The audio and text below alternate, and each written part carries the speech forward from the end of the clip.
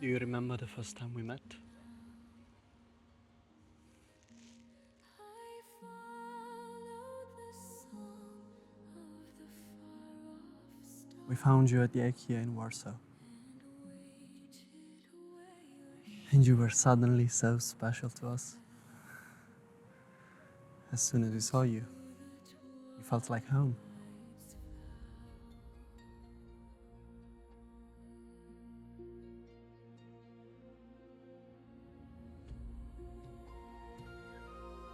I kind of miss those days, you know. the path I walk still burns It wasn't just the two of us. a flame that will And apparently there is no turning back.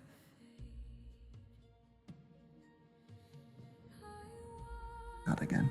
the earth with your name in my heart through shadow and endless shade.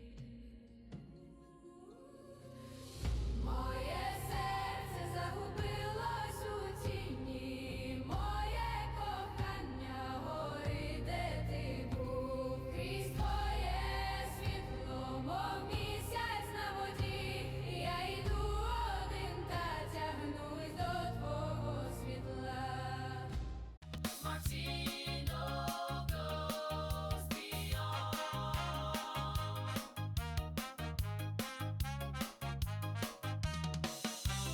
Martino goes beyond. Martino goes beyond.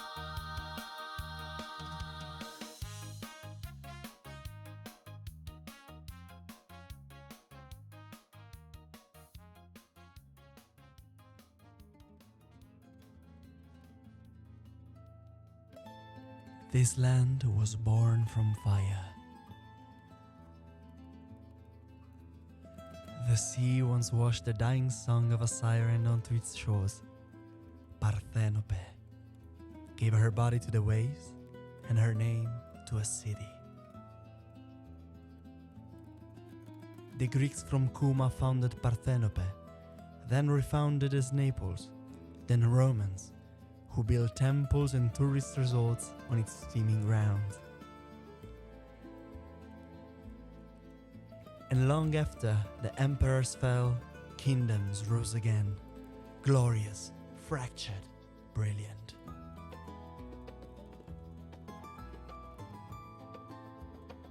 But through the multitude of human ruling powers, one force always reigned his land: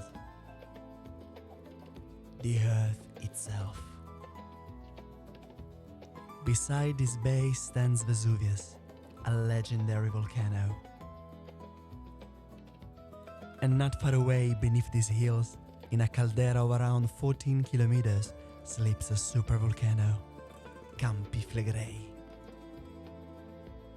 And yet, the people, they stayed.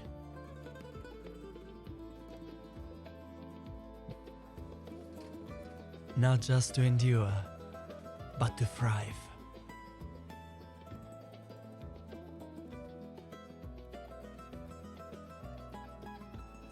From the volcanic ash, they cultivated one of the richest lands in Europe. A soil so fertile, it gave rise to abundant harvests. Not just survival, flourishing. They carved into tough stone to build cities, sanctuaries, and secret undergrounds. Raised palaces on ground that shakes. And from the edge of the sea, they launched fleets, philosophies, and music that echoed through centuries. Kingdoms were born here, languages reshaped. Music, philosophy, theater, and rebellion flourished on this trembling ground. And today Napoli still pulses at the heart of it all. Not just a city, a nation within a nation, singular, radiant, endlessly alive.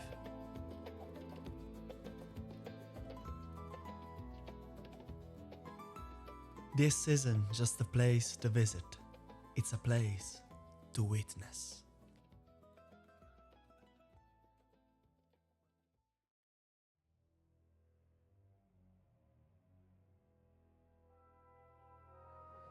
Here life moves without a pause. Engines hum, voices overlap. The streets never stop. But beneath it all, the ground is alive. Heat accumulates, rock fractures. Pressure searches for a way out. This province is built above some of the most active volcanic systems in Europe.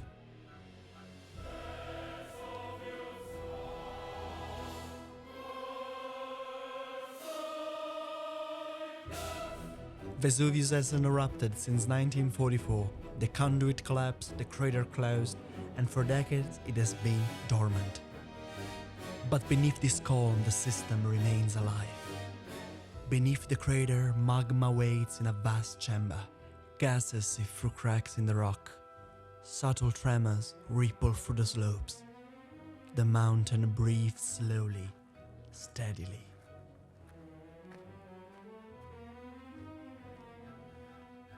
Over 3 million people live in Vesuvius' shadow. Roads, homes, schools and cities all sit atop centuries of volcanic deposits. The risk is barely visible, measured not in certainty but in probability. Scientists watch continuously, tracking every tremor, every pull of gas. Early warning systems exist, but the mountain reminds us that the nature cannot be fully controlled. But Vesuvius is only part of the story. A deeper threat lies few kilometers away, under a field around 14 kilometers wide, 130 square kilometers deep. Craters, steam fields, even parts of the sea. Towns, roads, everyday life, all sit on top of fire.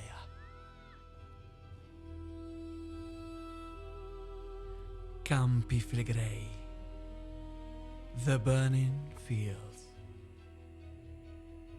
Unlike Vesuvius, this isn't a single volcano. It's a vast caldera, made of dozens of vents and craters. And when you walk here, you're crossing the top of a supervolcano's collapsed roof.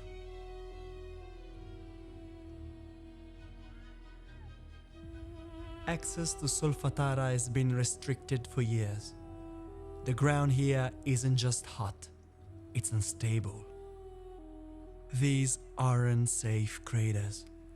They are natural pressure valves, venting gases from the deep beneath the surface.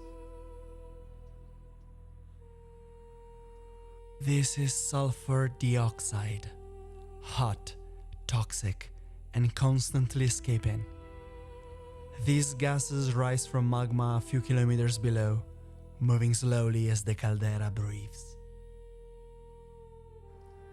And well, here I am standing on top of a supervolcano, and what you find here is not towering peaks or a cape, it's a collapsed bowl. And well, you also find roads, cars, and entire neighborhoods.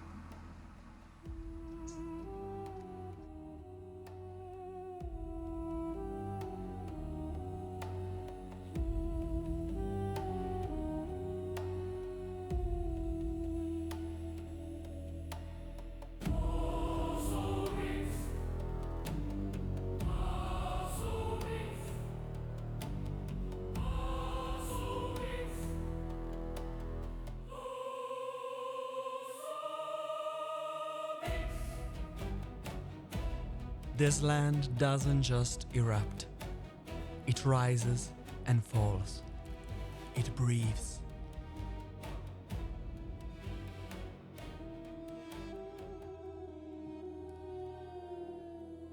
What you're seeing is bradycism, the ground swelling and sinking by meters over time. Around 1970s, Pozzuoli rose nearly 2 meters in just a few years. Streets cracked, the porch lowered, and thousands were evacuated. Then, gradually, the ground subsided again. Today, the caldera still moves, slowly but continuously. This is modern risk zone, not theoretical, real, monitored and active.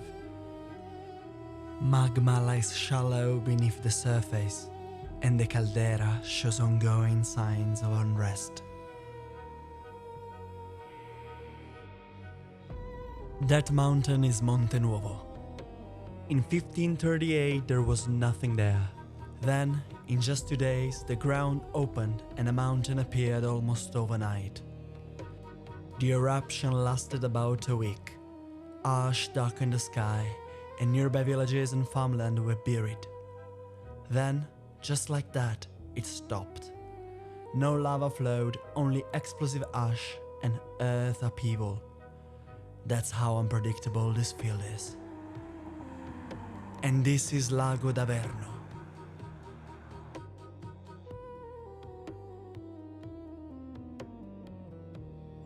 The ancients believed this was the entrance to the underworld, the lake that led to the dead.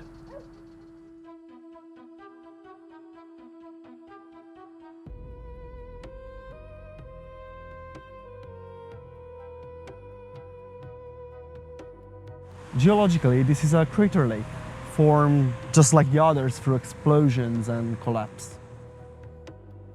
But myth lives here too. Avernus, the lake without birds, the silence of death.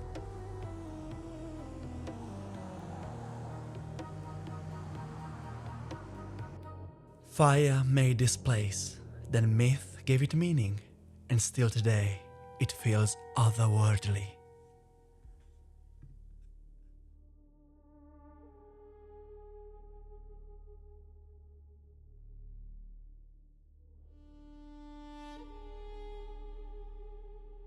We've seen how the land rose.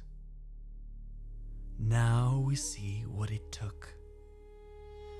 Because fire creates, but it also claims. Pompeii.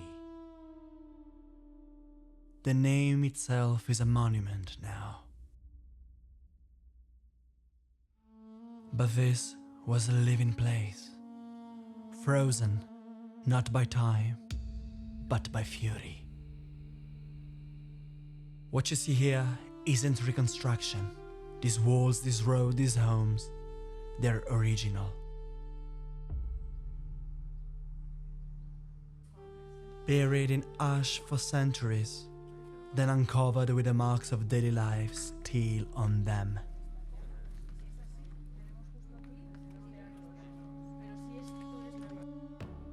When Vesuvius erupted in 79 AD, most didn't die from lava. They suffocated. Buried in pumice, crushed by the roofs, or killed by a pyroclastic surge. Waves of 500 degrees, moving faster than a galloping horse.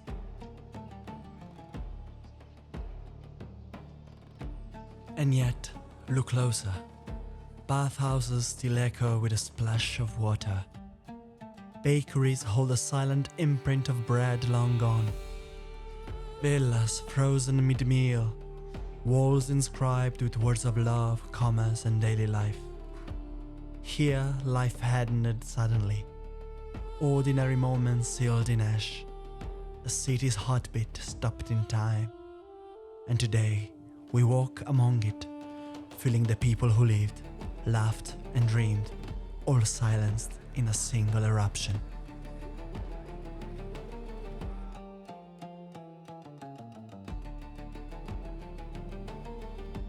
Herculaneum was struck faster, harder than its neighbor Pompeii. The pyroclastic flows surged through the streets, hotter than anything we can imagine, sweeping away homes, boats and lives in an instant. There was little time to gather belongings, no time to hide. Yet still, people ran toward the sea, toward hope.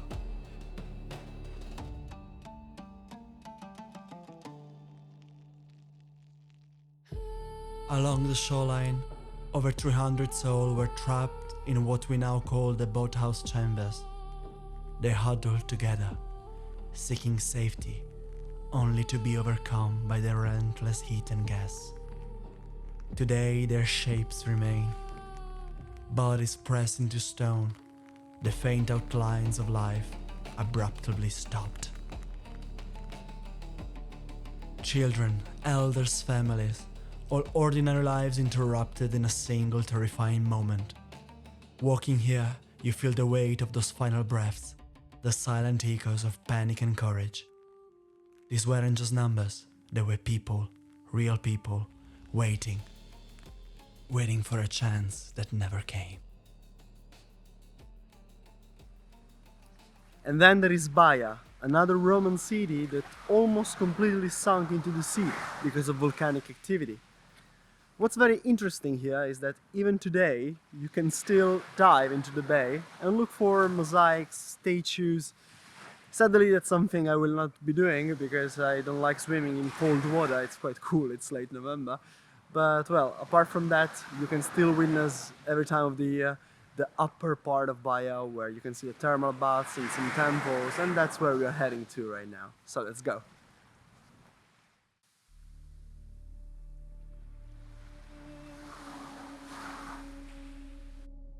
Nothing in the world shines brighter than the lovely Gulf of Baia, wrote Horace. In Roman times, this was a paradise. Thermal baths, villas, politics, pleasure, a resort for emperors. The ground here was hot. Steam rose naturally from the earth, and Romans captured that heat, channeling volcanic energy into baths, pools, and domes of staggering scale. What feels luxurious was powered by the unrest below. Baia wasn't destroyed in a single moment. It was slowly claimed by rising seas, sinking lands, and the same forces that made it desirable in the first place. Here, leisure and danger share the same foundations.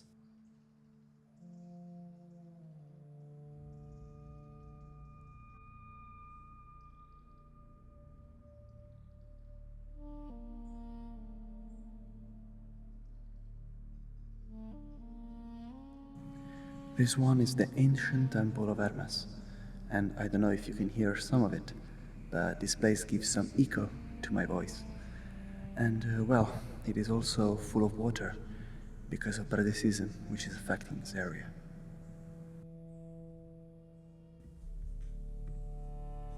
These weren't primitive villages. They were cities of empire, of marble, art, law. But all it took was one eruption, or just existing here on these lands, and they became shadows in ash.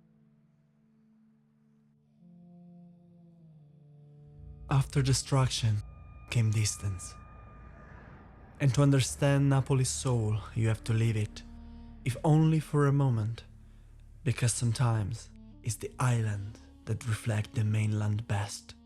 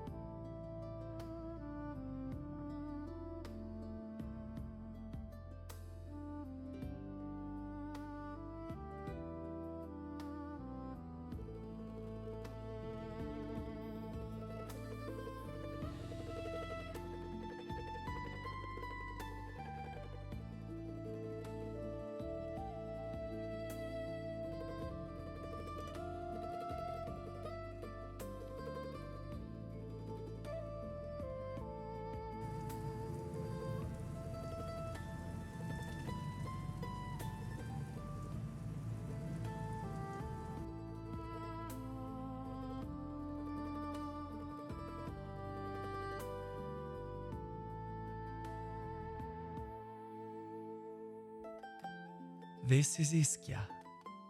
Not just an island, an entire volcanic world with beaches, hot springs, forests, and a mountain at its heart.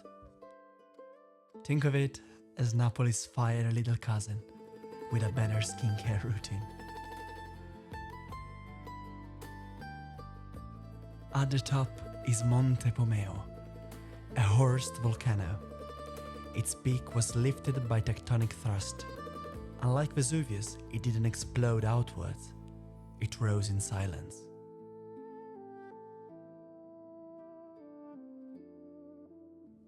A gem over the island is the Aragonese Castle.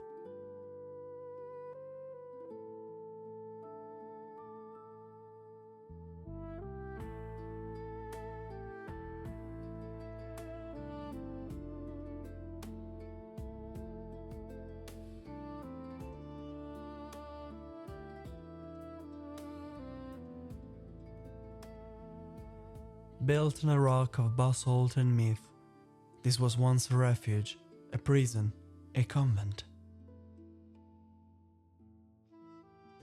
It survived earthquakes, pirates, kings. It's Ischia in stone.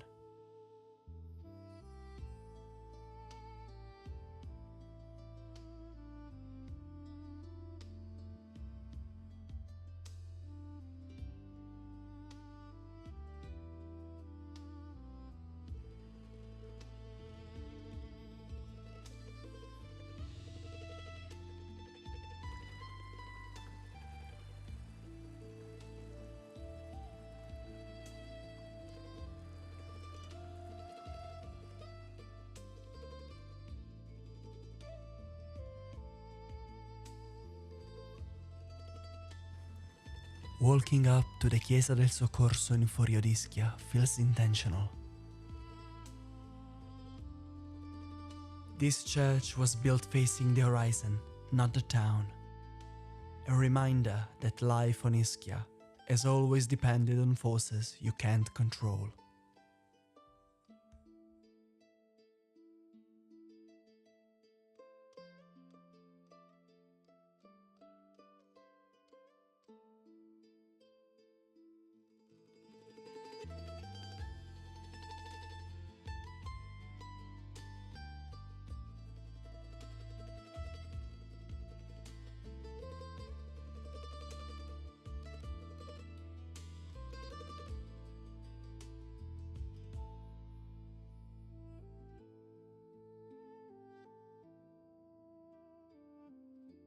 This church wasn't built to impress.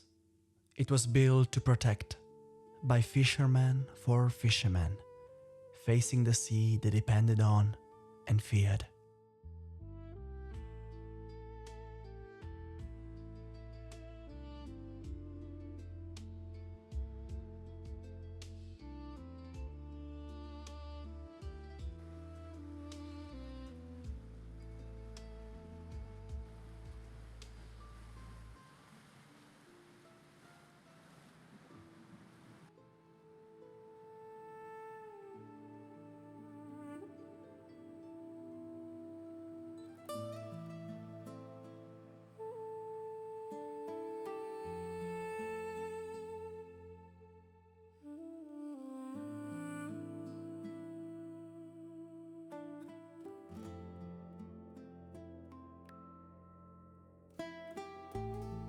This is Sant'Angelo, a village built on a rocky promontory at the southern edge of Ischia, shaped by a narrow isthmus that defines how you enter and move through it.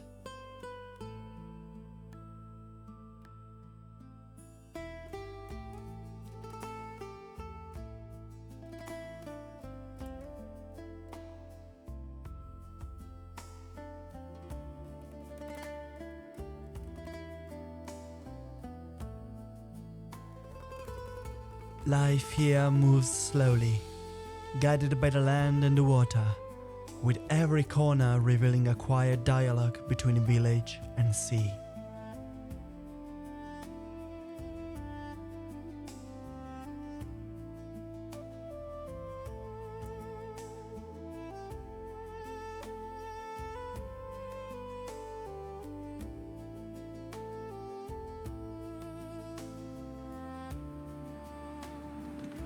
getting better. The volcanic nature of the island is obvious even in the myth. It is said that Tifeo, a giant, lies beneath the rock and earth. They say the hot springs here are the tears of the giant, and the fumaroles are his breath, still rumbling centuries later beneath our feet. So, if you're having a thermal bath here in Ischia, basically you're bathing in the tears of a giant.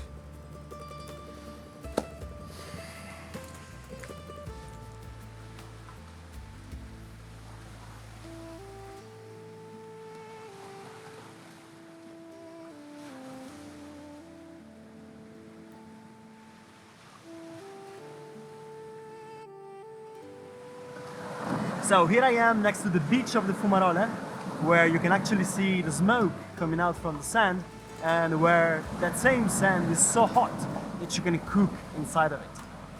Well, today, as you can see, the sea is a tiny bit angry and the mountain apparently collapsed, so I cannot reach neither the smoke nor the sand. So, well, I hope you will be able to in case you come visiting in a better season. Let's move on.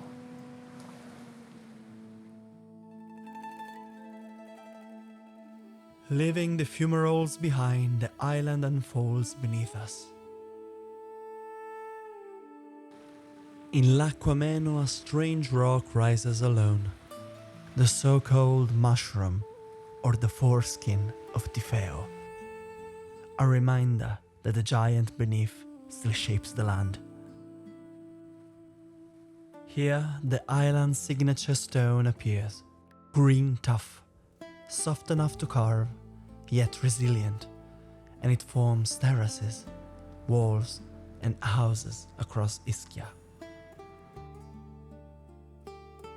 Here, the sea is key to life, and nowhere is that clearer than in the ports, where fishermen rise before dawn, nets in hand, boats rocking gently in the harbor.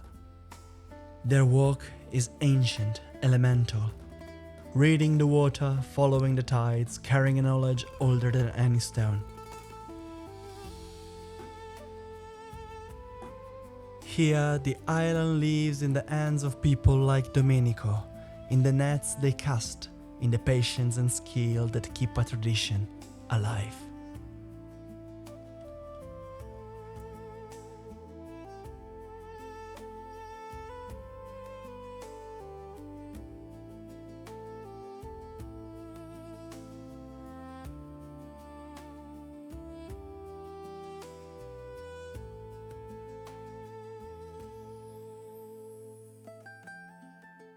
And then Procida comes into view, a splash of color on the water, an island of narrow streets and open harbors waiting to be explored.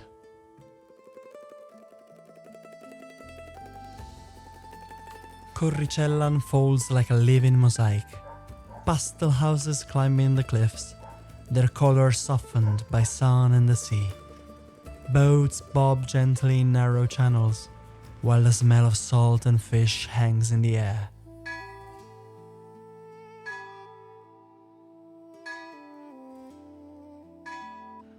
Life here moves with quiet rhythm.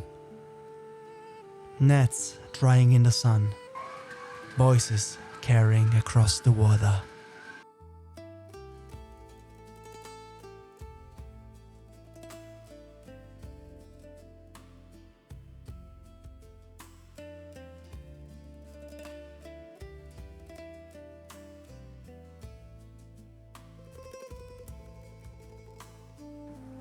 Every house is a different color. It's like the island decided to dress up for a party and couldn't decide on what to wear, so it wore everything. And it works.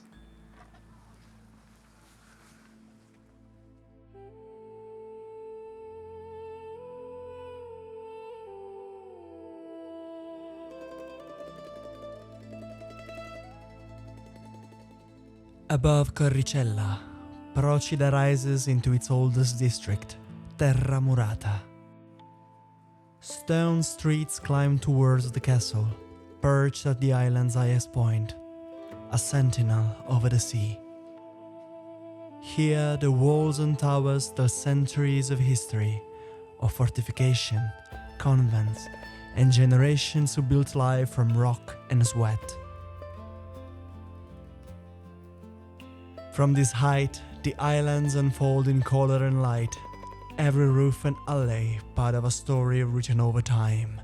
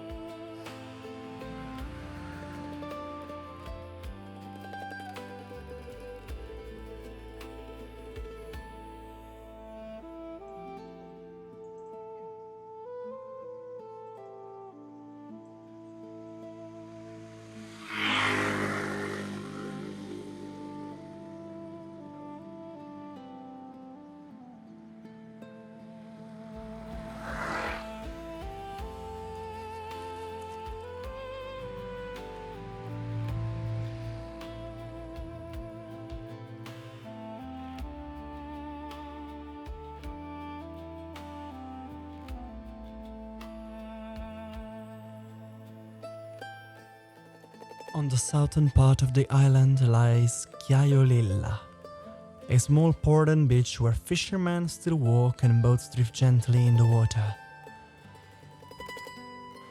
Beyond it, the tiny island of Vivara rises, a nature reserve protecting rare flora and fauna, and a reminder of Procida's volcanic origins.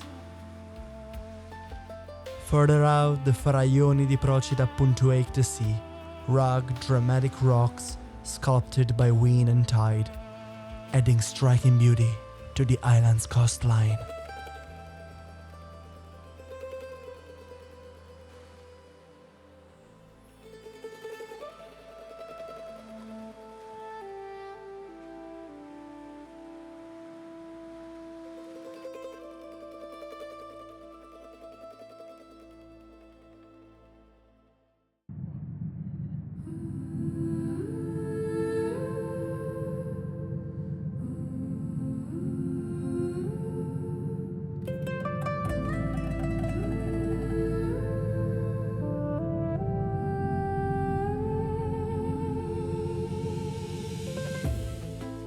And here's Capri, where geology met luxury and said, let's charge €12 for an espresso. Its fame, though, distracts from its origins.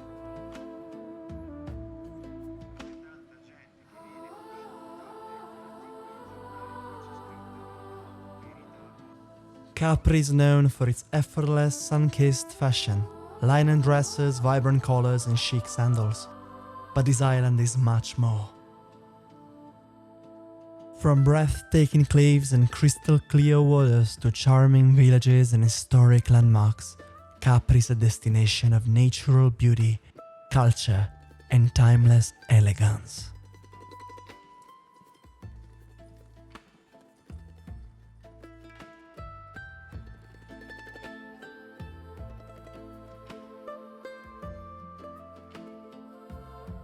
These are the Faralloni, eroded from the cliffs, named, shaped and renamed by myth. Once part of the island, now its guardians, its signature.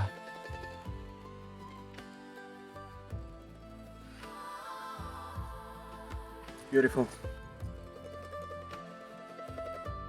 Under all that elegance is a pile of tectonic stress, which, to be fair, also describes most people in designer sunglasses.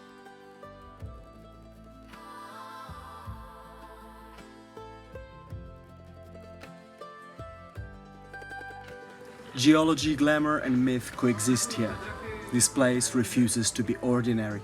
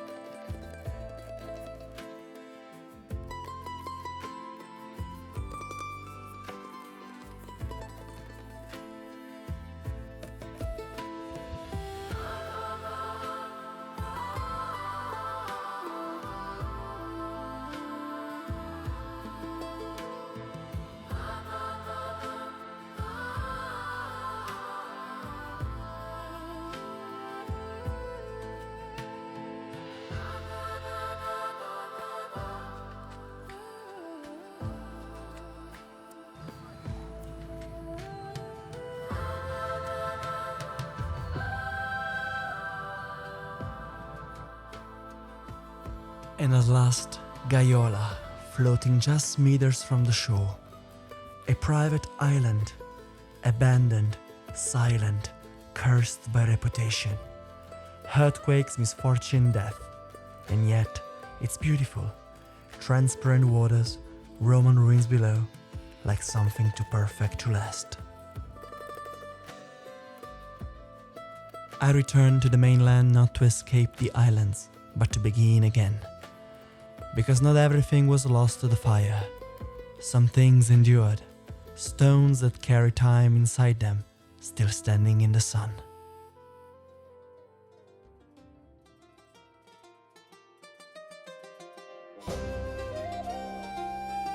From Capo Miseno, seat of the most important Roman fleet, we will go back to the antiquity on land.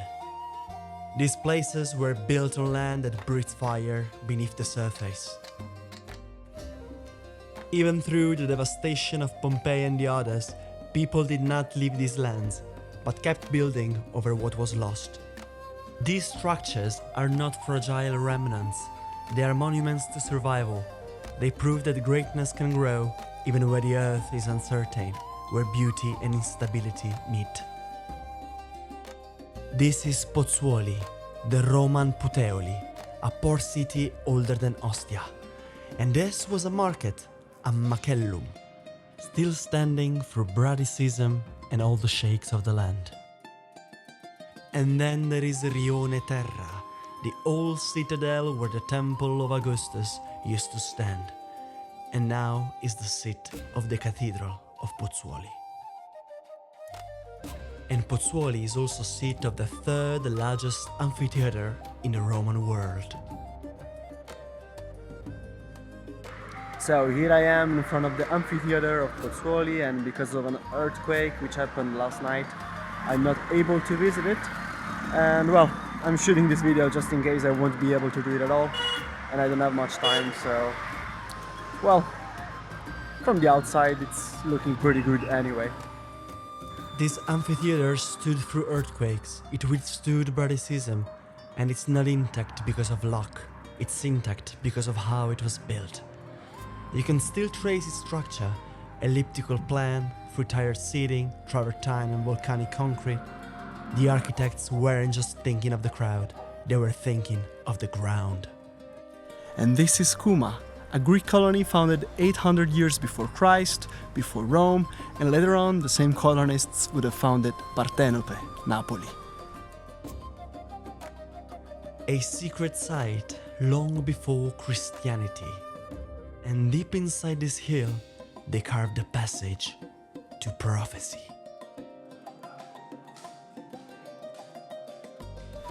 This tunnel just behind me is the Antro della Sibilla. The Romans believed that the Sibyl, the priestess of Apollo, was delivering her visions right here. From the Sibyl's chamber, the voice of the gods once echoed through stone, but time moved forward, and so did belief, and the old gods gave way to new faith. Thanks to the Onlus La Gaiola, today we can also visit the ancient villa of Posillipo, starting from its majestic tunnel built under Augustus, which still leads to the Roman complex that gave its name to the entire hill.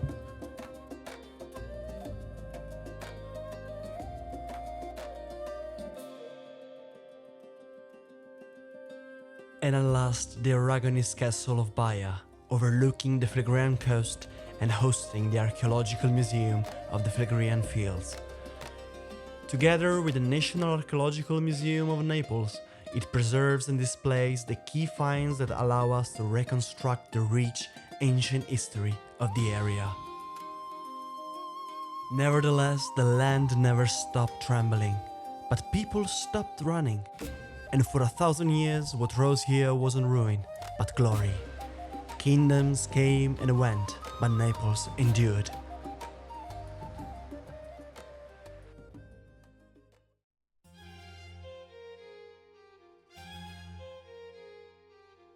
Napoli wasn't just a city, it was a capital, a crossroads of cultures, Norman, Angevin, Aragonese, Spanish and Bourbon, one of the largest cities in Europe, and the soul of a kingdom that looks south, not north. And apart from the majestic palaces we have in Napoli, there is much more. Built in 1782 by architect Carlo Vanvitelli, the Casina Vanvitelliana was a dream made of symmetry.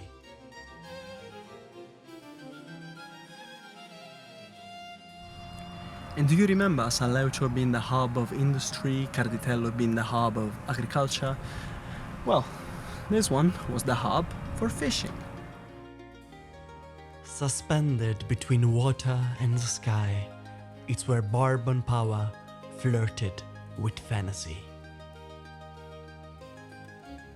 But the Vanvitelli family gifted us something more. Designed by Luigi Vanvitelli and completed by his son, Carlo, Villa Campolieto is all balance. Built not to intimidate but to inspire. Arches for air, light for movement, and always the volcano behind, watching but silent. And exactly here, between Portici and Torre del Greco, runs the Miglio d'Oro, the Golden Mile. Today it's more like the Golden needs some restoration mile, but the glory is still in there. A royal road lined with over 100 villas, each one a stage for elegance, science, or influence.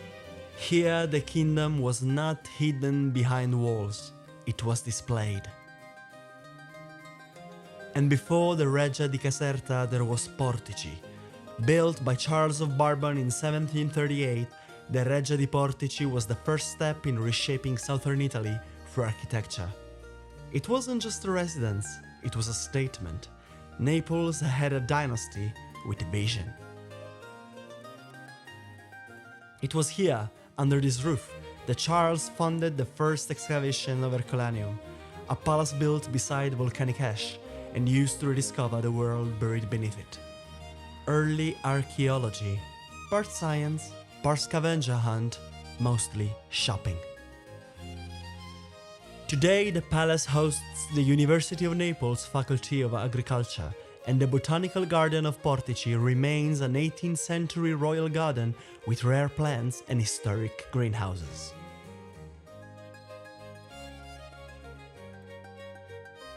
In 1839, the Bourbons launched Italy's first railway, just 7 kilometers from Naples to Portici. But it changed everything. Right here in Pietrarsa, the kingdom built its own locomotives, its own future.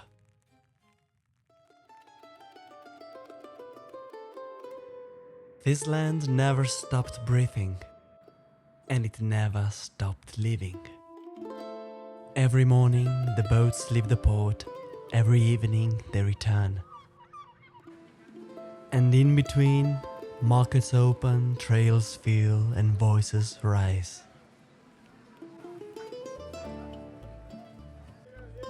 No museum here, just feet on stone, a bowl off the wall. Enjoyed doesn't need a plan. This is Napoli, not the ancient one, the living one.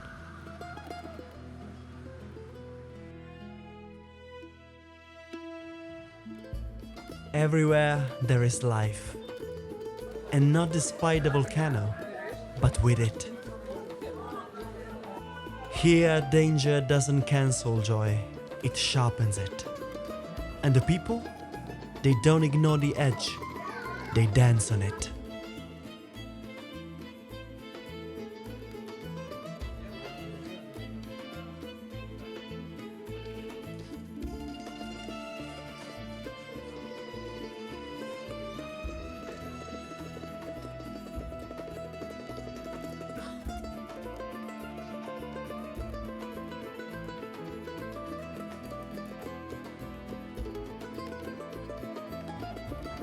Here life never paused for the next eruption. Because life here isn't built on fear, it's built on memory, on resilience. On a joy that grew exactly where it shouldn't have.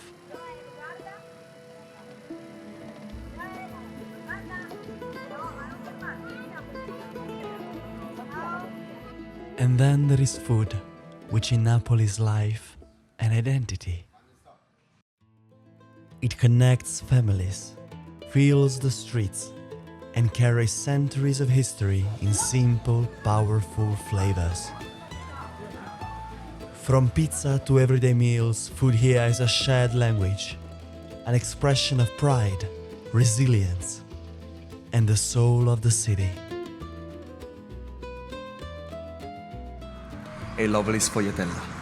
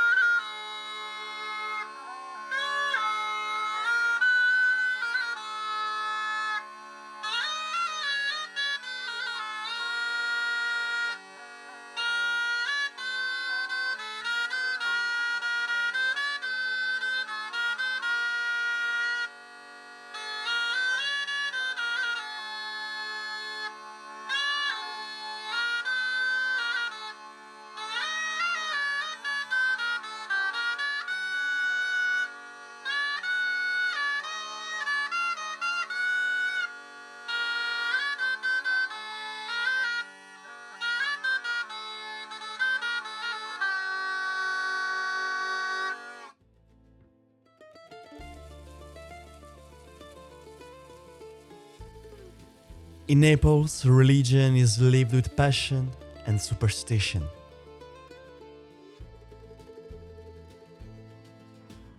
Devotion to San Gennaro and the miracle of his blood blends Catholic faith with ancient mysticism, making belief feel emotional, magical, and part of everyday life.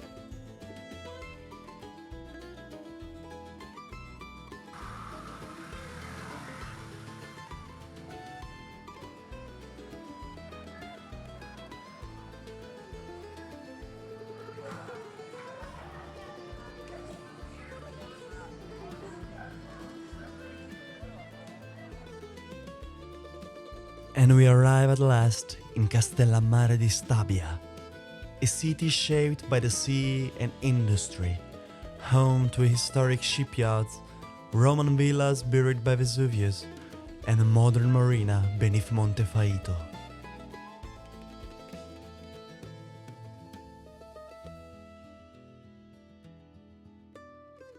It stands as a gate, the last Neapolitan city before the Sorrento Peninsula begins, where the landscape and rhythm are about to change.